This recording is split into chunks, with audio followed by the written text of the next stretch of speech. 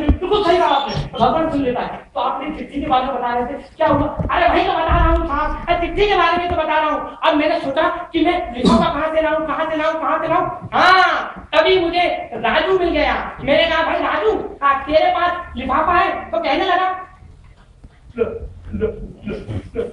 लिफाफा पर उस पर मेरी फर्म का नाम लिखा है। मैंने कहा कोई बात नहीं, दे दे मुझे, मैं तेरी फर्म का नाम काटकर उस पर अपना दिया हुआ पता लिख लूंगा। अरे साहब, राजू बहुत अच्छा आदमी है, उसको कुछ भी मानो तुरंत दे देता है। एक बार क्या हुआ, मुझे शादी में जाना था, मेरे पास बढ़िया शूज था लेकिन पहनने के लिए जूते नहीं थे। मैं राजू के पास गया, मैंने कहा भाई राजू, तेरे पास बढ़िया जूते हैं, मुझे दे दे। उसने मुझे तुरंत दे दिए। हाँ, एक बार और मेरी बीवी मायके गई हुई थी, मेरे यहाँ खाने बनाने वाला कोई नहीं था। मैंने कहा राजू भाई, अब मेरे यहाँ खाने बनाने वाला कोई नहीं है, बड़ी परेशानी होती है। तो उसने मुझे अपनी बीवी भी दे दी साहब, कितना अच्छा आदमी था। कोई अपनी बीवी दे दे, उससे अच्छा आदमी कौन हो सकता है? वो आपकी मेरी चिट्ठी मैंने आपको दी थी, आपने लेटर बॉक्स में डाल दिया। तो कहने लगे अरे भाई तो बता रहा था, आप भी मुझे कहा राजू की बीवी के पास ले गए।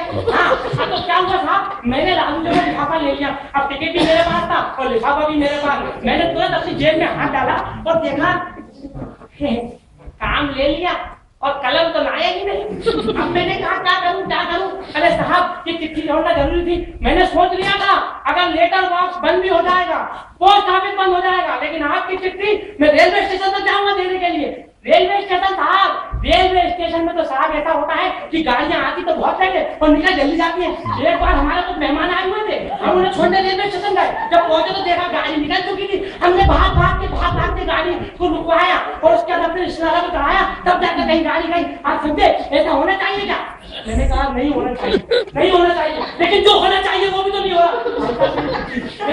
आपने लेटर बॉक्स में डाल दिया। कहने लगे अच्छा अच्छा, अरे वही तो बता रहा था, आप भी मुझे कहा रेलवे स्टेशन ले गए। हाँ, तो फिर मेरे साथ क्या करूं क्या करूं क्या करूं। हाँ, तो मेरे राजू से पेन मांगा, राजू ने मुझे पेन दिया। मैंने भैया उसकी फर्म का नाम काटा, आपका दिया हुआ पता इस पे लिखा, आपका लेटर लिफाफे में डाला, कहानी का दिया हुआ टिकट उस पर चिपकाया और उसके बाद में भाग रहा हूँ पोस्ट ऑफिस की तरफ। देखिए मैं भाग रहा हूँ, देखिए मैं भाग रहा हूँ। देखा तो डाकिया आखिरी डाक लेके निकलने वाला था। मैंने कहा भाई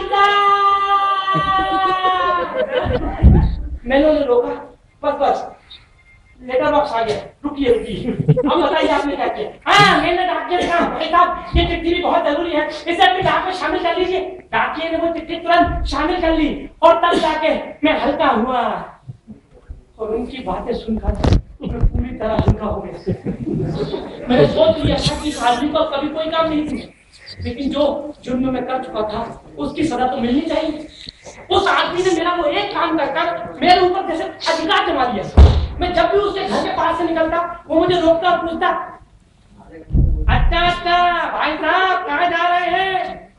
क्या पुलिस का आदमी है क्या खुफिया विभाग का? तो मुझसे पूछता कि मैं कहाँ जा रहा हूँ। ये कोई सवाल हुआ? कोई भी आदमी कहीं भी जा रहा है, आदमी पूछेगा कहाँ जा रहा है? कई लोग होशियार कहते हैं बस कहीं नहीं, यूं ही। साहब जब भी मैं उनके घर के पास से निकलता हूँ मुझसे यही पूछते कहाँ जा रहे हैं। एक दिन मैंने कहा कहीं नहीं, वो सिविल सर्जन के घर जा रहा हूँ। तो कहने लगे अच्छा सिविल सर्जन मतलब डॉक्टर गुप्ता? अरे वो तो हमारे चाचा जी के बड़े अच्छे दोस्त थे, नागपुर में दोनों साथ साथ रहते थे। वो नागपुर से मेरे लिए ये बड़े बड़े संतरे नहीं ये बड़े बड़े संतरे लाते थे। मैंने कहा कि बात संतरों की हो रही है और साइज कद्दुओं को बता रहा। अरे उन्होंने तो हमें गोद में खिलाया है। एक दिन मैंने उनसे कहा जी वो प्रोफेसर तिवारी से मिलने जा रहा हूँ। तो कहने लगे अच्छा प्रोफेसर तिवारी, वो तो हमारे दादाजी के बड़े अच्छे दोस्त थे। दोनों भैया साथ साथ कॉलेज में पढ़ते थे, साथ साथ पेपर देते थे, साथ साथ नकल मारते थे और साथ साथ फेल हो जाया करते थे। तो हमें गोद में खिलाया है।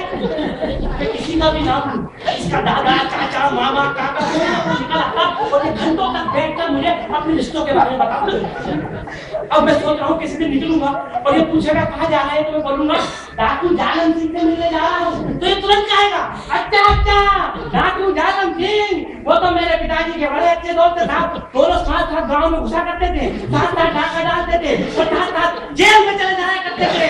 तो मुझे गोद में खिलाया है। अब मैंने सोच लिया इसने मुझसे पूछा कहाँ जा रहे हो, तो कह दूंगा अबे भगवान के पास जा रहा हूँ। तुरंत कहेगा अच्छा अच्छा भगवान, वो तो मेरे पिताजी के बड़े अच्छे दोस्त थे, वो तो शादी में साथ साथ रहते थे, उन्होंने तो मुझे गोद में खिलाया है।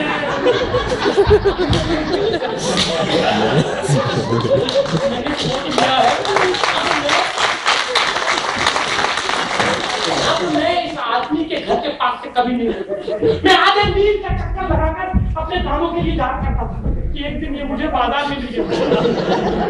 कहने लगा अच्छा अच्छा भाई साहब, आजकल आप दर्शन नहीं देते।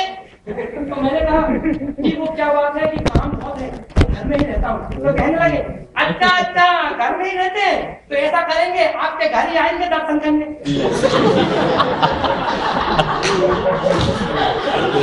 क्या कर दिया,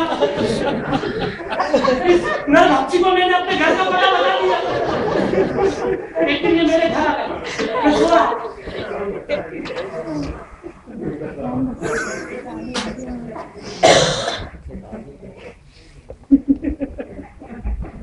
ये आए और कहने लगे भाई साहब, भाई साहब, अरे भाई साहब। कौन है कौन है, क्या हुआ क्या हुआ। कहने लगे अच्छा अच्छा सो रहे थे। क्या सवाल हुआ यार, सो रहा है, मुझे झंझोर झंझोर तो उठा दो और पूछो क्या सो रहे हो। मैं परेशान हो चुका हूँ। मैंने सोच लिया कि भाई कुछ भी हो, मैं इसको घर तो नहीं बर्दाश्त कर सकता, मैं इसके घर के सामने से निकलना शुरू कर दूं। और मैंने इसके घर के सामने से निकलना शुरू कर दिया। ये आदमी जब भी मुझे देखता है तो इसके चेहरे पर बिल्कुल वही भाव होता है जो सुरसा के चेहरे पर था हनुमान को देखते।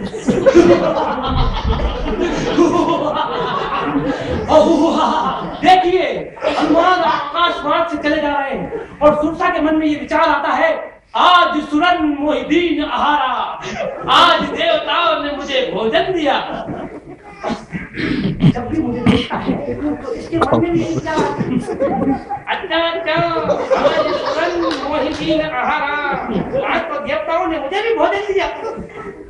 हम लोगों ने इसका नाम नरभक्षी रख दिया। मैं नीता राव चंपावत। और जब भी ये मुझे देखता इसका चेहरा खिलता और मैं कहा जाता हूँ कि मेरा हाथ खींच लेगा, मेरे पैर पर अपना पैर रखकर घंटों तक मेरे मुंह पर आकर बकवास करते रहेंगे। अच्छा अच्छा भाई साहब कैसे हो, अरे कैसा भी हूँ छोड़ दे मुझे। अरे अच्छा अच्छा भाई साहब आपके घर आएंगे, मत आना मैं अपने घर छोड़ के जा रहा हूँ। अच्छा अच्छा भाई साहब आप कैसे, अरे यहाँ छोड़ दे बकवास करते जाएंगे करते जाएंगे करते जाएंगे। और एक दिन ऐसा आएगा कि आप इतनी बकवास सुनते सुनते मर जाएंगे। उसके बाद भी ये आपके पास आकर कहेंगे अच्छा अच्छा क्या